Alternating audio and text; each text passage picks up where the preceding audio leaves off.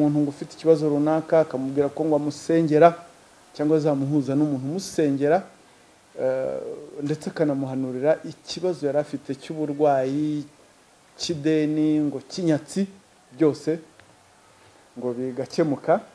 Kubeshya abantu ko bafatanya gushora imari mu bintu runaka, cyane cyane hari abo yabeshye gushora imari ngo mu bucuruzi bw'amabuye y'agaciro, hanyuma abantu bakamuha akayabo bakamwizera koko akayabatwara. Gukoresha impapuro mpimbano ngo nk'inguzanyo kugira ngo bagacura impapuro mpimbano, bagashaka inguzanyo muri banki, cyangwa se za mpapuro mpimbano bakazikoresha bagurisha ibibanza, umutungo w'abantu.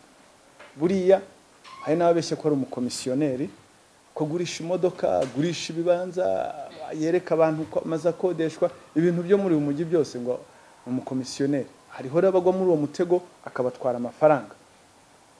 Kwizeza abantu ko yabafasha guhindura ibyangombwa, bagakoresha inyandiko mpimbano, bakagira babeshya nko kugura umutungo. Abeshya n'abantu ko acuruza ibikoresho bya electronique. Iyo uvuze ibikoresho bya electronique harimo laptop, harimo telefone ngo zihenze. Hari uwo yatwaye 400,000 amwizaza ko agiye kumushakira iPhone 11 Pro Max. Kwizeza abantu ko aziranye n'abacuruzi batandukanye, ko ubwo ngubwo yarebye undi mucuruzi ko yajya ku mucuruzi akajya amuranguza, ndavuga kumuranguza, akajya kumuranguza ibicuruzwa ku bintu ku giciro cyo hasi.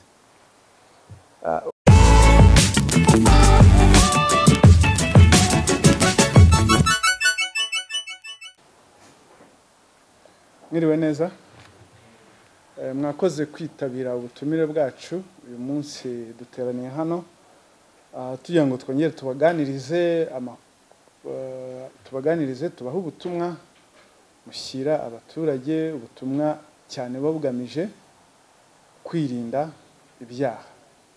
Iyo tuvuze kwirinda ibyaha, tubagezaho amakuru aba yakoreshejwe n'abantu bamwe bakekwaho ibyaha runaka, cyane cyane muri ino minsi turabona ko hari ibyaha byo kwesha ikintu cy'undi hakoreshejwe uburiganya, escroquerie, aho abantu babeshywa amayeri hakoreshejwe amayeri atandukanye menshi, bagashiduka batwawe amafaranga yabo cyangwa umutungo wabo kubera kubura amakenga.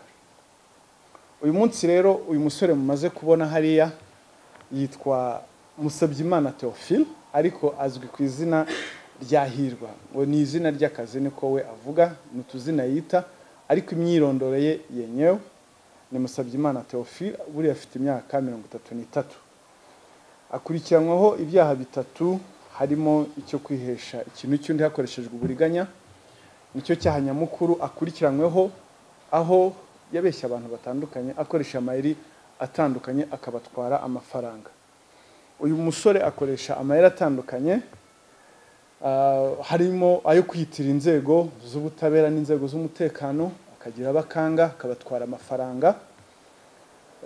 Kubeshya umuntu ufite ikibazo runaka, akajya mu nsengero akareba umuntu ngo ufite ikibazo runaka akamubwira ko ngo amusengera cyangwa azamuhuza n'umuntu umusengera, ndetse akanamuhanurira ikibazo yari afite cy'uburwayi, cy'ideni, ngo kinyatsi, byose ngo bigakemuka. Kubeshya abantu ko bafatanya gushora imari mu bintu runaka, cyane cyane hari abo yabeshye gushora imari ngo mu bucuruzi bw'amabuye y'agaciro, hanyuma abantu bakamuha akayabo bakamwizera koko akayabatwara. Gukoresha impapuro mpimbano ngo nk'inguzanyo kugira ngo bagacura impapuro mpimbano, bagashaka inguzanyo muri banki, cyangwa se za mpapuro mpimbano bakazikoresha bagurisha ibibanza, umutungo w'abantu. Buriya hari n'ababeshya ko ari umukomisiyoneri, ko gurisha imodoka, gurisha ibibanza, yereka abantu ko amaze akodeshwa, ibintu byo muri uyu mujyi byose ngo umukomisiyoneri. Hariho n'abagwa muri uwo mutego akabatwara amafaranga. kwizeza abantu ko yabafasha guhindura ibyangombwa bagakoresha inyandiko mpimbano bakagira babeshya nko kugura umutungo, abeshya n'abantu ko acuruza ibikoresho bya electronique. Iyo uvuze ibikoresho bya electronique harimo laptop, harimo telefone ngo zihenze. Hari uwo yatwaye 400 amwizeza ko agiye kumushakira iPhone 11 Pro Max. Kwizeza abantu ko aziranye n'abacuruzi batandukanye, ko ubwo ngubwo yarebye undi mucuruzi ko yajya ku mucuruzi akajya amuranguza, ndavuga kumuranguza, akajya kumuranguza ibicuruzwa ku bintu ku giciro cyo hasi. Uburiganya rero Musabyimana afite buzwi amaze gufatirwamo ni bwinshi. We azwi nka Hirwa, buriya iriya zina Musabyimana Theophile abarizi ni bake, ariko abamuzi hanze ni Hirwa. Noneho rero hari n'ikindi, abeshya n'abakobwa urukundo akabakuraho amafaranga. Ntegura inyandiko ibyo tuganira tureba amayeri, ntavuze ntubu umutwe muri bukore ubeshya abakobwa urukundo yafashwe. Ubwo niwo umutwe ngo mujye oya ntimwibanda aho ngaho gusa, usibye ko nacyo ari kimwe mu bintu abeshya. Turaza kubijya mu muzi murebe abo yatwaye amafaranga. Uyu Musabyimana Theophile rero yafashwe ubwo aheruka gufatwa 9 Ukuboza, nyuma yuko atekeye umutwe umugore w'umwe mu bantu bafashwe bitira ba noteri. Ntabwo ari abejo bundi, mbere yaho hari abafashwe bitira ba noteri bagurisha ubutaka bw'umuntu bwa Rusororo baza gufatwa. Yegereye umugore w'umwe muri bari abantu bafashwe, amubwira ko aziranye n'umugabo we, amubwira ko ashaka kwitura umugabo we. Ubwo uyituraga ni umugabo muri abo bafashwe, ko uwo mugabo we yamugiriye neza cyane, ashaka kumwitura akamufunguza. Noneho amubwira ko agiye kumuha amusaba amafaranga 1,135,000. Ayo mafaranga rero yavugaga ko arayo kugira ngo asubizwe muri abantu bibwe ikibanza, bagurishijwe ikibanza. Noneho ngo dosiye ngo isubire inyuma ngo mu bugenzacyaha, ngo hanyuma ngo dosiye ntijye muri SMS. Murumva uburyo yabikoze. Icya mbere yabanje gushaka amakuru, ariko nta n'igitangaza kuko ndaza kubereka ko uriya Hirwa kumenya amakuru n'ubundi umuntu wafatiwe mu byaha, kuko ni click imwe baraze. None rero yagiye kweskuruka umugore w'umunyacyaha mugenzi we, wumve nyine nta mpuhwe bagirira. Hanyuma mubwira ko amuha 1,135,000 ngo bakabisubiza uwakorewe icyaha. Dosiye yarigeze mu bushinjacyaha ngo igasubira inyuma mu bugenzacyaha, ngo hanyuma bakababarirana ngo dosiye ntijye muri SMS. Iyo SMS yavugaga ni system ubutabera bukoreramo dosiye. Umugore acyumva ngo SMS yumva ni ibintu bikomeye, yumva ko nyine ngo Hirwa ngo aze makuru. None aravuga ati SMS arayamuhaye amafaranga koko, ndetse akamubwira n'amakuru kuri wa umugabo we, kandi yumva asa nkaho ari amakuru ngo yihariye, private information ku muntu. Undi rero nawe ngo ahita yizera ko ayo mafaranga arayamuha. Aho turi buze kwatanga ubutumwa, aho ukeka ko ushobora gutanga amafaranga ngo umuntu agafungurwa. Uyu Musabyimana rero aho ngaho ibyo ngibyo yakoze ni umuntu uzwi hano muri uyu mujyi. Nta gitangaza kuba yamenya amakuru y'umuntu n'ubundi wafatiwe mu byaha. Ngira ngo abo duherukana hano hari umugabo witwa Calixte Kayiranga na Kayirebwa Aline, abo duherutse kwerekana. Umwe wise umugore, undi akita umugabo, barangiza bakajya kugurisha umutungo w'umuntu, baciye inyuma umugore wa Kayiranga bigize. Hanyuma muribuka neza ko nabasobanuye ko bari bahinduye irangamuntu bafata ifoto ya Aline bayishyira ku irangamuntu y'umugore wa Kayiranga ariko amazina aguma ari yayandi. Uyu rero Hirwa niwe wabibafashijemo kubona ibyo byangombwa. Urumva rero kuba yamenya andi makuru y'undi muntu na urumva ko haba harimo ibintu by'ubutaka kwa noteri, murumva aho ngaho n'ibyangombwa n'inyandiko mpimbano no guhindura indangamuntu. Amayi rero n'ubundi akoresha yandi, uyu Hirwa yabeshye umuntu amutwara miliyoni 9 amubwira ko azamusengera agakira amarozi. Ubwo bari bahuye mu rusengero, uyu aragenda akajya no mu rusengero akamaramo igihe hari umuntu ashakaho amakuru atagetinga, yamara kuyamenya cyane mu mbabarire kuba mbivuze cyane abakunze kwesukoroka n'igitsina gore. Uwo mu rusengero we yakuyeho miliyoni 9 yamubwiye ko amuhuza n'umuntu ndetse nawe bagafatanya bagasenga ngo indwara arwaye igakira ndetse ngo akamukurira n'inyatsi mu mafaranga. Waba ufite miliyoni 9 zo gutanga, ubwo hari inyatsi ubugifite ko ari bakeya bazifite kuri konte ziryamye, nta nyatsi ubufite. Ahubwo inyatsi aba afite niyo kudashishoza, niyo nyatsi ahubwo yarakwiriwe gushira yo kudashishoza. Arayamuha inyatsi, ikintu bita inyatsi hano hanze abantu sinzi bari kubizira. Inyatsi ni iki mu by'ukuri? Abantu amafaranga baragenda ngo bari ku inyatsi ya mbere bafite no kutagira amakengo gatanga amafaranga yawe. Ubwo ngubwo miliyoni arayimuhaye arabeshye ngo inyatsi, ubwo amafaranga baragiye miliyoni 9. Musabyimana Theophile alias Hirwa yabeshye nanone ko azamuhuza n'umucuruzi ngo ucuruza telefone amuha ibihumbi 400 telefone ya 11 Pro Max iPhone, amafaranga arayatwara. Mbwira iyo wowe ugiye gucuruza nako iyo ugiye kugura telefone ni ngombwa ngo uce ku muntu runaka? Ntabwo ari itegeko. Wagiye ukajya mu iduka ukagura, kuki ugomba gucunga umuntu? Ariko ubwo ngo ari yamubeshye ngo yarengaho azayamwishyurira, ubwo banje kubigiraho inshuti. Bihera mu rusengero, bihera muri business, bihera mu rukundo. Urumva we point ze ni mu rusengero, kada bafite weakness ku rukundo, umukobwa akamwizeza urukundo n'abadamu, hanyuma n'abandi bafite ibibazo mu butabera. Izo nizo area ze n'abandi b'ibyangombwa. Kindi cya gatatu,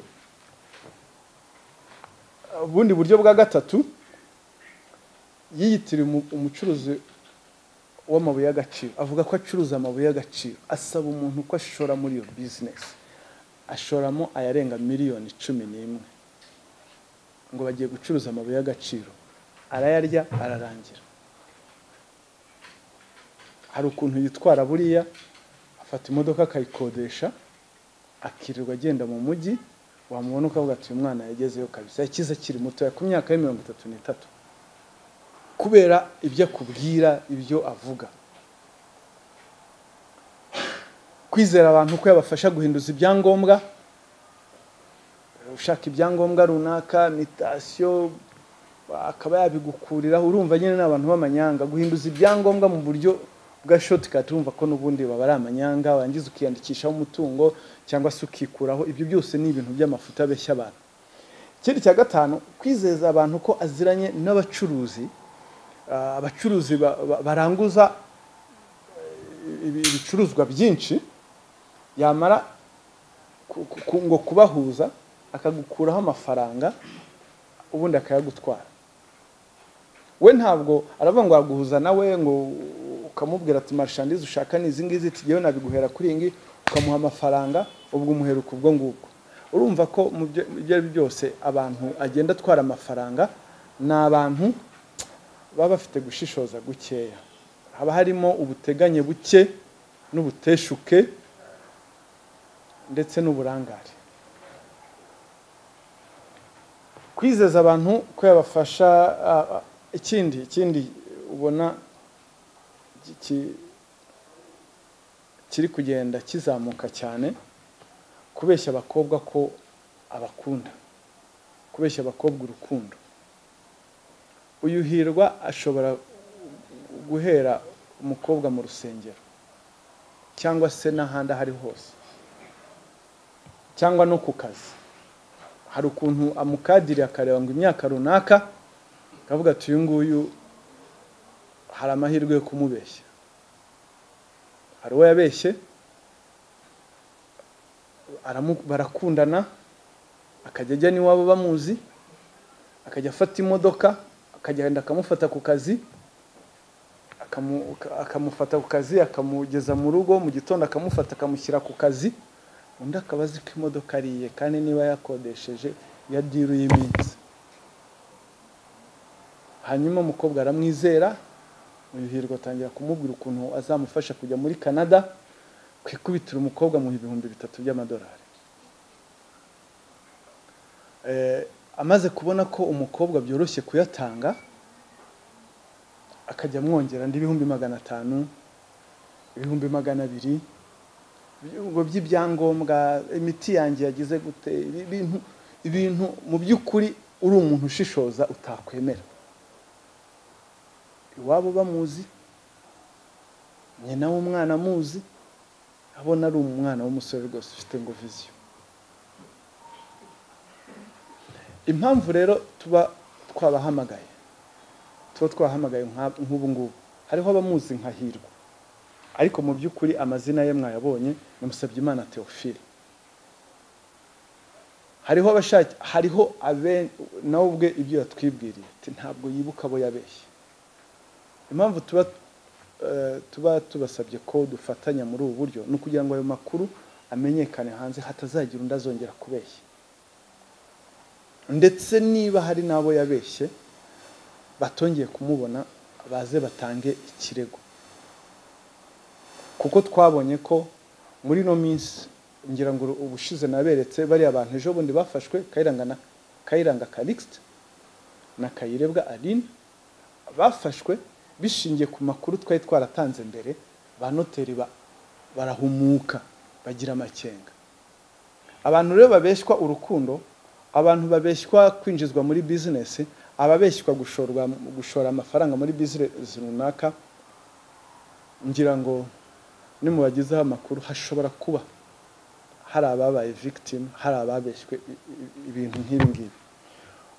Ubwo butumwa rero mudufashe, mudutumikire, mubageze kuri abo bantu. Niba hari ufite ikirego akaba Hirwa yaramuciye muri humye, ndagumya gukoresha Hirwa kuko niryo azwiho hanze, ariko ni Musabyimana Theophile. Atera intambwe yegere RIB hano i Remera, atanga ikirego gikurikirana cyongerwe ku bindi. Araregwa ibyaha bitatu. Cya mbere no kwesha ikintu cy'undi akoreshejwe uburiganya, gukoresha inyandiko mpimbano, kwitira urwego rw'umwuga. Uyu mu bihe bitandukanye subwa mbere akurikiranyweho ibi byaha. Uyu musore Hirwa Musabyimana Theophile ntabwo ari ubwa mbere akurikiranyweho ibi byaha. Buriya uko mumureba ibyaha akurikiranyweho, itariki ya 10 kwezi kwa 10 umwaka wa 2023 urukiko rwisumbuye rwa Nyarugenge rwamuhanishije igihano cy'igifungo cy'umwaka umwe mu igororo rya Nyarugenge rizwi nka Mageragere. Indi myaka 2 arayisubikirwa mu gihe cy'imyaka 3. Ubu yongeye gufatwa akiri mu myaka yasubikiwe. Tariki ya 29 z'ukwa 11 uyu mwaka wa 2024, Musabyimana Theophile yakurikiyeho icyaha cyo gukoresha inyandiko mpimbano, aho bahimbye inyandiko yemerera umuntu kwaka inguzanyo ya miliyoni 16 muri banki. Dosiye yoherejwe mu bushinjacyaha, ubu ngubu niho yariri. Tariki ya 5 uku kwezi kwa 12 umwaka wa 2024 hari dosiye iregwamo n'ubundi Musabyimana yoherejwe mu bushinjacyaha akurikiranyweho icyaha cyo kwesha ikintu cy'undi hakoreshejwe uburiganya, hamwe yeskurotse umuntu amusaba gushora amafaranga muri business y'amabuye y'agaciro akamutwara arenga miliyoni 1. tariki ya 4 z'ukwa gatatu uyu mwaka w'2024 hari ikindi cyaha yakurikiranwe cyo kwihesha ikintu cy'undi hakoresha uburiganya, hamwe yari yabeshye wa muntu ko agiye kumugura telefone amutwara 400,000 by'amanyarwanda. Ibi byaha rero akurikiranweho, icyaha cyo kwihesha ikintu cy'undi hakoreshejwe uburiganya gihanwa n'ingingo y'174 y'itegeko riteganya ibyaha n'ibihano muri rusange, aho ahamijwe n'urukiko igifungo yahabwa ni hagati y'imyaka 2 ariko kitarenze imyaka 3, n'ihazabu y'amafaranga hagati ya miliyoni 3 na miliyoni 5. Cyaha cya kabiri aricyo gifite ibihano biremereye, guhimba no guhindura inyandiko mpimbano, guhindura cyangwa gukoresha inyandiko mpimbano akaba ari icyaha gihanwa n'ingingo ya 276 y'itegeko riteganya ibyaha n'ibihano muri rusange. Aramutse abihamijwe n'urukiko, igihano yahabwa cy'igifungo ni hagati y'imyaka 5 n'imyaka 7, hakiyongeraho ihazabu hagati ya miliyoni 3 na miliyoni 5 cyangwa se kimwe gusa muri ibyo bihano. Naho icyaha cyo kwitirira urwego rw'umwuga gihanwa n'ingingo ya 281. Igihano yahabwa aramutse gihamijwe n'urukiko n'igifungo hagati y'ukwezi kumwe n'amezi 6 y'igifungo. Nkuko mwabyumvise, biriya byahana babwiye yarasanzwe akurikiranwaho, ubu ari mu isubiracyaha muri make, kuko urumva kwesha ikintu cy'undi hakoreshejwe uburiganya, inyandiko mpimbano, kwitirira urwego rw'umwuga, naho ngaho nibyo byaha bye. Ubutumwa rero dutanga, RIB irasaba abantu kugira amakenga pe. Nibwo ubushize nababwiye ko n'ubu ndongera mbisubiremo, ibi ni ibyaha byacika abantu baramutse bagize amakenga. Ni ibyaha byacika abantu baramutse bagize amakenga, ariko nanone ni ibyaha biganisha, ni ibyaha bigendana n'iterambere. Ibyaha byo kwihesha ikintu cy'undi hakoreshejwe uburiganya ni ibyaha bigendana n'iterambere mu ruhe rwego. Nuko abantu nkuriya Hirwa Theophile azi neza ko bya byaha byo kunigana, gutera amakace, ibyo twita violent crimes, iyo agikoze byanze bikunze inzego z'umutekano z'ubugenzacyaha zimugeraho mu masegonda. Abantu rero kuko babona ko ingamba zigenda zikara, igihugu gifite umutekano kidashaka violent crime, iyo mvuga ni ibyaha bikoresheje kiboko, violent, abantu bagenda bimuka bava muri ibyo byaha bajya mu byaha ibyo bita white collar crimes, akagushuka ukamwihera amafaranga. Ubu hariho n'abantu batinye gutanga ibirego kuko babona ko ngo bibateye isoni.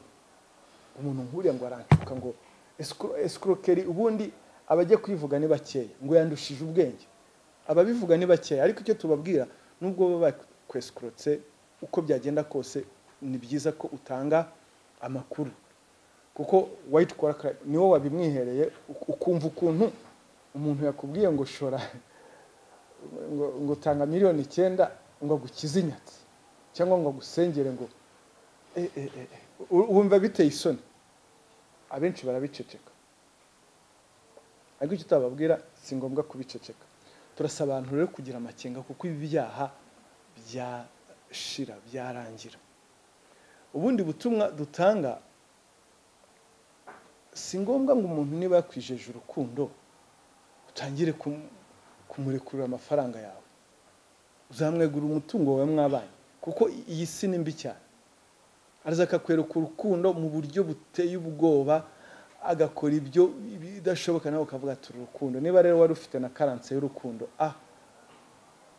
akaziba icyuho ukavuga ati uyu niwe nanasubijwe, kandi mu by'ukuri arakuryoshya. Urabona n'ibintu biri abnormal. Ese umuntu ntagira akazi, aragupikinga buri gitondo, akakudoropinga, akongera akagufata ku kazi, wakora akazi ke ryari? Kandi noneho wanamubaza tukora iki se? Ndi umucuruzi. Hari ijambo rero bose bihishamo ngo ndi businessman. Buriya nahirwa nawe avuga ko ari businessman. Businessman aba agomba kuba afite business akora, ariko nyine ushobora kuvuga ngo ni umukomisiyoneri, kandi koko arabikora, ariko birimo ubweswe. Kuba rero umuntu avuga ngo ni umu businessman, nyereka type of business ukora, utaba ukora business nyine iri irigo curuza urumogi kuko nayo ni business irigo business bitemewe n'amategeko ushobora kuba ukora ibindi bikorwa bitemewe nyine rero kuguta mu mutego ngo w'urukundo rwose agatangira gushyira abangaba ntibatinya no gucapisha invitation agacapisha invitation nawe akakwereka ati dore sample nawe ukavuga ati ya ndasubijwe umwana mwiza nk'uyu nguyu uriya nta kintu umupfa kuko afite icyo ashaka kugukuraho so abantu rero nibakanguke ikindi umuntu akwinjiza muri business ate ugashora amafaranga yawe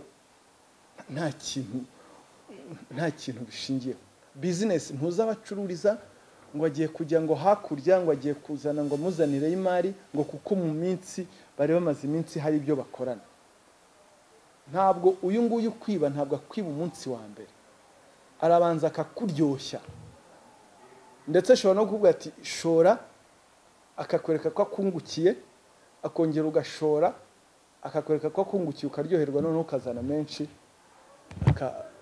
akayatwara akakubabaza akagukubita ahababaza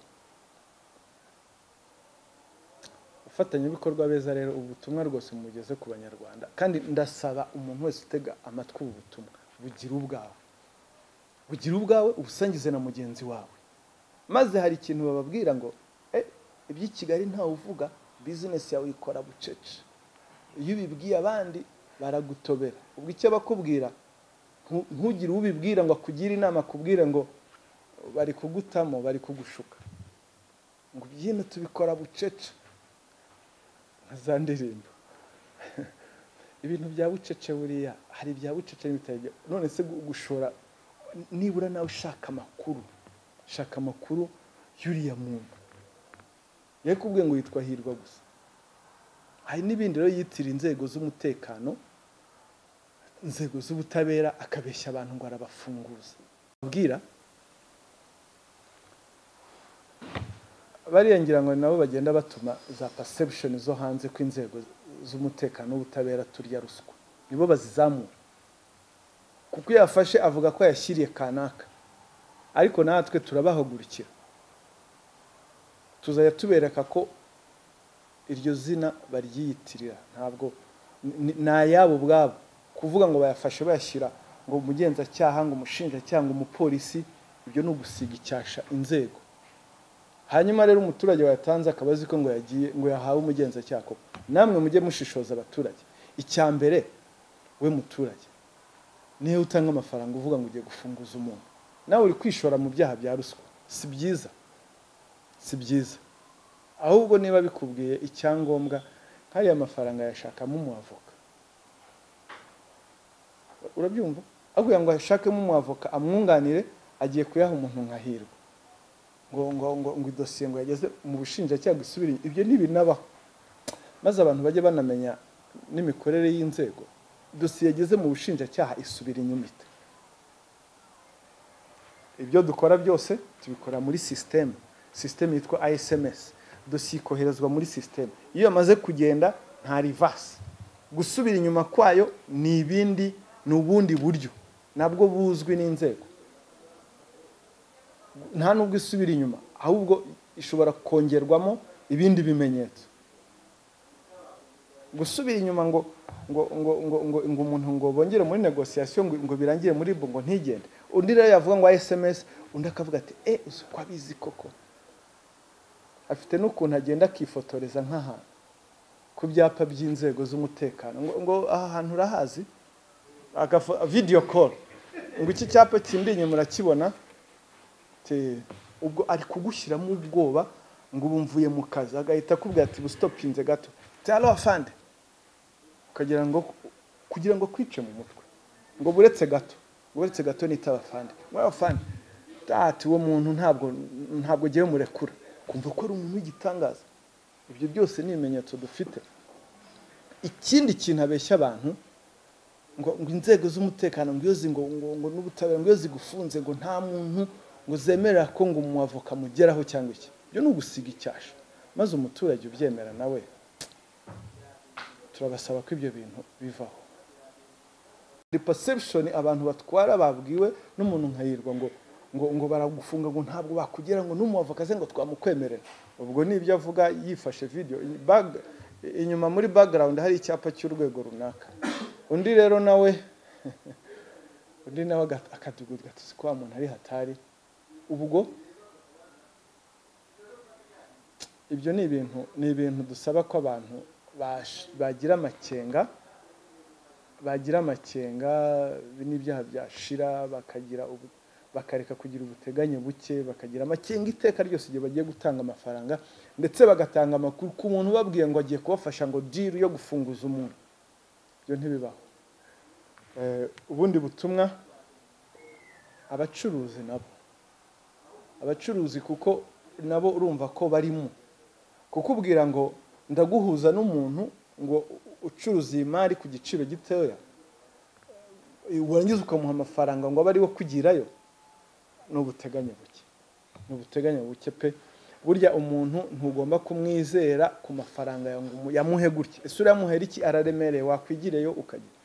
Ibyo byose ni ibyaha dutekereza ko bizashira igihe cyose abantu bazaba bagize amakenga, igihe cyose abantu bagomba kugira kwihaharika, ntibagire ubuteganye buke, kuko akenshi amafaranga nibo bayitangira. Murakoze. Sinzi niba ari ibibazo mufite. Yego. Murakoze. Nitwa Maniragwa Maurice Mushakamba, umunyamakuru muri Rwanda TV. Mwavuze ku bushukanyi by'umwihariko bushingiye ku rukundo. Twagiye twumva kenshi abasore ndetse n'abakobwa bavuga ko barihiye inshuti zabo amashuri bakareka na kaminuza, ariko bamara kurangiza kaminuza bari kujya muri gahunda z'ubukwe, undi akishakira undi mukunzi. Usibye nabo ngabo hari abandi baba nko muri diaspora by'umwihariko bakohereza amafaranga ngo undi yubake inzu kugira bazashakane bafite inzu, undi akayanzu akayiyubaka ariko akayishyiraho, ndetse nyuma akaza kumwihinduka. Abo ngabo nabo turaza kubasanga mu rwego rw'ubushukanyi bw'uyu nguyu mumaze guteka. Icyo ni icya mbere. Ikibazo cya kabiri ndi bubabaze, ese uyu mutweretse nta bafatanyabikorwa yari afite bafatanya muri kano kazi ke kubushukanyi muri bino byaha? Ese usibye abantu ku giti cyabo nta bigo cyangwa amaduka cyangwa se abacuruzi baba ajyana y'abakiriya babizeranye? Murakoze. Sinkunda speculation. Uyu twakweretse ubugenzacyaha dushingira ku bimenyetso. Uyu twakweretse niwe wafatiwe muri ibi bikorwa, n'ibimenyetso dufite nibyo. Kuvuga ko ari abo bafatanyije, iyo baza kuba bahari twari kubabereka. Ikindi nari navuze, buriya hirwa n'abadiaspora arababeshya muri za kese nyine z'urukundo. Hari n'abandi nkabo, gusa wahereye ku muntu wishyurira umukobwa cyangwa se n'umuhungu ishuri, kuko byose birashoboka ngo bazashakane, byose no kubeshya urukundo. Sinzi niba mwishyurira avuga ngo bazabana, cyo ni kimwe. Ariko niba mwishyurira ku bw'inshuti bw'ubucuti, ibyo ni kimwe. Sinzi niba bamuguza. Niba muguza ni ikindi. Niba mwishyurira bw'ubugizi bwa neza ni ikindi. Niba mwishyurira nk'umuntu bazabana, nabyo ni ikindi. So nibyo navuze nti abantu bagira amakenga bareke ubu bwambuzi bushukana. Niba wowe wayamwishyuriye ari ubugizi bwa neza ko wamukunze, ariko nta kintu uravuga, ubwo uragira ngo atekereze iki? Ubwo nyine nawe nakura azashaka undi. Kandi burya ntuhatira n'umuntu urukundo, kereka niba waramugujije. Ariko noneho wa wundi uvuga ngo nta mafaranga, wishyura amafaranga twubaka inzu, akajya yohereza inzu mukayubaka, ayifiteho uruhare, ukamubwira ati niyo tuzabanamo, icyo nacyo ni ikindi. Ariko niba hano rero aho ikibazo kiba, uburyo banayabaha, abantu baba barateguye kare neza, barateguye tere y'ukuntu bakwepa ubugenzacyaha cyangwa se ubutabera. Nta kimenyetso asiga, amafaranga arayamuha mu ntoki, akayamuhera akanaka akamuhereza mu ntoki, ku buryo ujya kubona ikintu kimuhuza na kanaka ukakibura. Ariko rero hariho nabo ibimenyetso bihari. Icyo tuvuga abantu bagira amakenga kuko wavuze ibyo ngibyo byo kubeshya urukundo. Hari n'ubundi buryo wenda nza kuvugaho mu bunyibutse nimbwibagirwa, uburyo bujyanye na bourse. Aba rero ababeshywa ni benshi, bari muri kategori zose. Hari abari hano mu Rwanda, hari aba diaspora, bose barabeshywa kandi babeshywa ku mpande zombi. Ari umugore ubeshya umugabo, ari n'umugabo ubeshya umugore, murabizi cyane.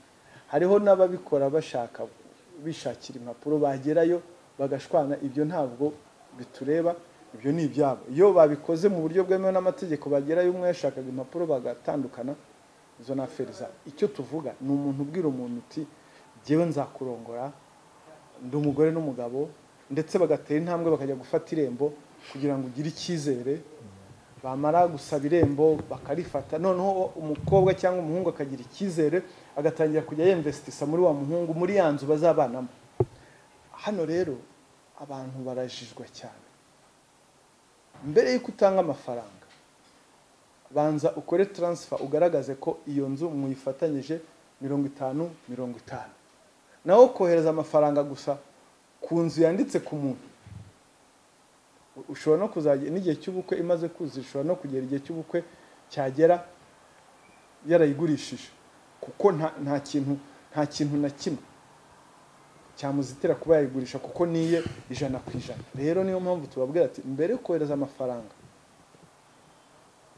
banza akugaragarize ko ayifiteho uruhare, akohereze na UPI, umenye ko nawe uyifite uruhare. Muri make wemvestise mu kintu uzi. Ni kimwe na yadena nawe ubwa bucuruzi bw'amabuye y'agaciro. Ni gute wohereza miliyoni zawe zirenga 11 ngo uzijyanye, uzohereje muri business y'ibyangombwa utazi? Ni nko kuyatera inyuma. Ese wamubwiye akabanza gahinduza muri RDB, niburo icyo cyangombwa cya business nawe kikakujya ku mazina? Abantu bakwiriye gufunguka. Nuko ariko akenshi bababwira ngo ni amadiru. Ni amadiru, urabona si byiza kwiteza ubuyobozi. Nyine ibyo bavuga ngo si byiza kwiteza ubuyobozi, ukaga guca mu nzira nzima, nawe niho agufatira avuga ati n'ubundi nawe yarabizi ko nyine turi mu bintu bitari biri irigo. Amabuye y'agaciro inzego, uburyo amabuye y'agaciro acuruzwamo burazwi. Rero aho ngaho ikindi navuze cya bourse, mumfashe mugeze ubutumwa kuri aba bantu. Hari abana b'abahungu n'abakobwa, kandi company zimwe zamamazwa namwe mukoresha za YouTube, murazizi, bakabeshya abantu ko hari n'akajambo mwongera ngo birizewe. Karakantu n'ukuri abo bantu babyamaza n'abafatanyacyaha. Bakizeza umuntu ko ngo batanga bourse, bakamufasha ibyangombwa, ngo bakamukorana interview. Abantu bagatanga amafaranga menshi ngo agiye kwiga hanze. Ibintu byo hanze byatwaye abantu umutima, kubera ukuntu za YouTube channels zimwe ziri kubyamamaza. Abantu miliyoni 1, 2, 3, 5 barazishoramo ngo bajye kwiga hanze, ngo bajye hanze. Hanze n'iki gihari? Ufite miliyoni 9 wahereho business, kuki ujya kwitera inyoni? Hanyuma abantu nibashira amakenga, nibakanguke. Hari uburyo bourse ziboneka, hari uburyo umuntu ashakamo visa buzwi, uciye mu nze. Ntabwo umuntu ku giti, ariko tekerezaho umuntu bamubeshya, bakamubeshya akamugeza naho bamubwira ngo bazamukora na interview. Vraiment ukabyemera? Kandi ntugire ngo ni interview, ngo nzakora interview ijye muri Amerika, nzakora interview ijye Canada. Kandi abo babeshywa nduguyango, ntugire ngo ni abaturage, ni abasirimu. Hari bamwe muzi, hari ibyo mwiyumviye. Mubizi? Hari ibyo mwiyumviye. so ngira ngo rero ibyo murabyumva ubwo butumwa mu bugeze abantu nibahaguruke ndetse twiyame n'abo bantu bafatanya kwamamaza ibikorwa nk'ibyo ngibyo sinzi undi wari wamanitse nko mpereye kuri icyo ngicyo waruvuze cy'abantu ba Bruce dufite abantu benshi amashuri bavuga yuko wamugana abantu baza kwa applyinga umuturage azabwirwa n'iki kubera ko ngewe uyu munsi ushobora kujya wenda nk'Iremera hari abavuga yuko batanga za visa bafasha abantu kwa applyinga muri ubwo buryo nk'Iremera hari ahantu uzi hari ambasade b'Iremera hari abaturage nyine babizi gutyo ubwo icyo muri buze kubasaba niyo mpamvu twahamagaye mudufashe mubagezeho ubwo butumwa hari inzira ibintu bicamo ntabwo ari deal ntabwo ari shortcut ntabwo utanga amafaranga ntabwo ari visa zigurishwa hari uburyo zigurishwa na step utanga amafaranga yayo ntabwo ari ukuvuga ngo utanga amafaranga ngo procedure itangire so ibyo rero ni abantu nibakanguke ni nk'ibyo nyine by'amashuri ngo bourse ngo kuko ngo biri kuri website ngo bourse ngo irahari nawe wabyuka ugashyiraho website ugashyiraho bourse ugashyiraho amafoto y'ishuri ngo rya mbere kwisi ryigisha ibiki ibyo gufungura YouTube bakajyaho sibyo sinzi niba ngo umwaka wa 2024 tugiye kwinjira mu minsi mikuru ejo bundi nkaribo muratanga ubuhe butumwa ku baturage muri rusange arabumva yuko ubwo tugiye mu minsi mikuru inzego wenda zisinziriye bari buze gukora ibya nkamwe muratanga ubuhe butumwa ku baturage mu minsi mikuru inzego zigeze zisinzira usibye n'ubwigihe cy'iminsi mikuru icyo tuvuga nuko abantu bagomba kwishima ntabwo abantu bagomba kwifungirana nyine ntibishime ko bashoje umwaka neza batangiye undi neza ariko kandi barishima bate wishima udakora icyaha sibyo wishima udakora icyaha wirinde ibintu byose bishobora kukuganisha kurangiza umwaka uri mu gihome cyangwa se kuwutangira nabwo ukurikiranwaho ibyaha witaba inzego uzi ko ubutangiye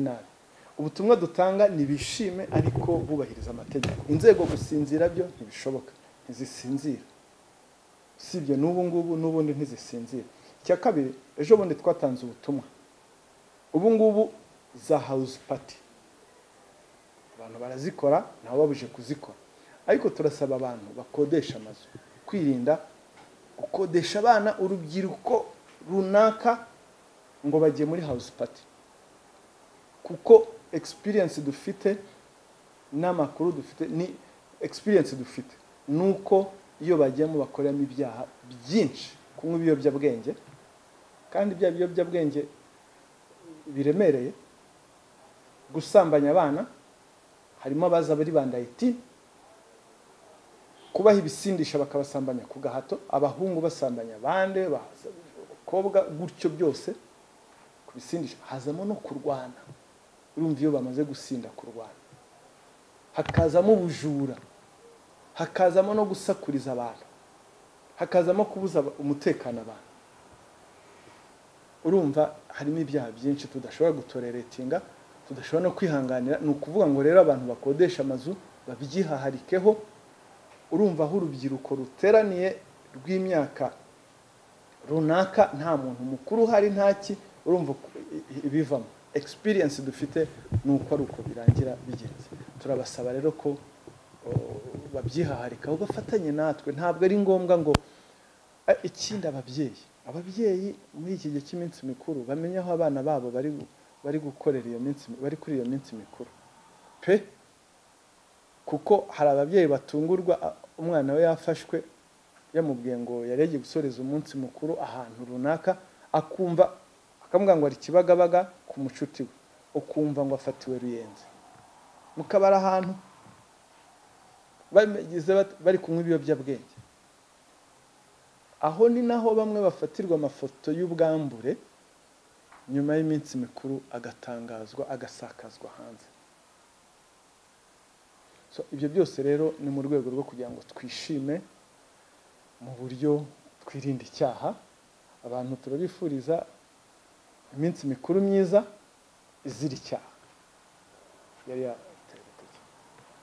Madame niwe wabanje yes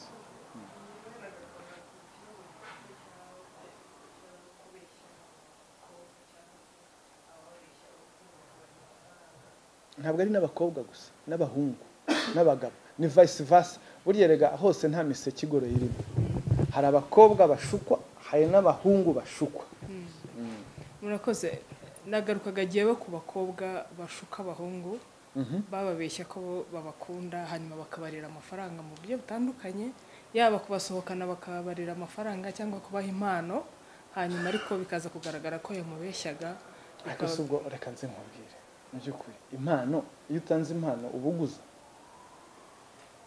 uyitanga n'umutima wawe kandi iyo nguhaye impano I don't expect return nuko ngukunda niba ngusohokanye tugasangira ubwo ibyo nabyo nje ndi codinga ngo uzabinyishyure cyeka niba umuguza hari gihe abo babikora baba biza nyine ni projet nk'izindi wemvestisamo ikunguka cyangwa igahomba icyo twavugaga ntabwo havuga ngo ushize wansokanya muri hoteli turya ibyaye oya iyo tuvuga ni biriya agenda akamufatisha nka loan kuko akora mu rwego runaka